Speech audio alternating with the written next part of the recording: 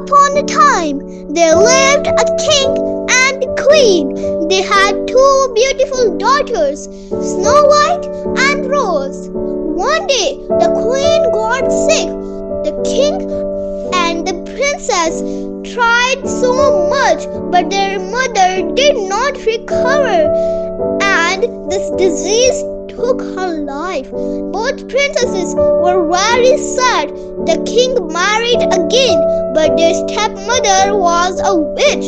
She was very cruel. She always asked from the magic mirror, "Mirror, mirror on the wall, who is more beautiful than all?" The mirror always said, "You are beautiful all over the world." So she felt very happy.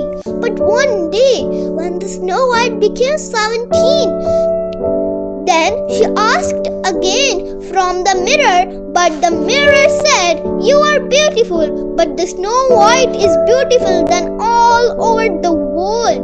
She was very angry with the Snow White. She called the hunter man and said to kill the Snow White. Then the hunter man kidnapped them, but they didn't want to kill her. So they set both of them to flee in the forest. When they reached in the forest, they saw a cottage of 7 dwarfs. They entered that cottage and ate food and fell asleep. When 7 dwarfs came back, they saw Rose and Snow White sleeping in their house.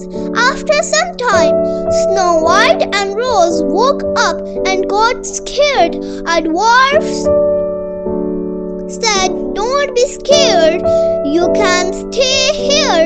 So that they started living their life peacefully.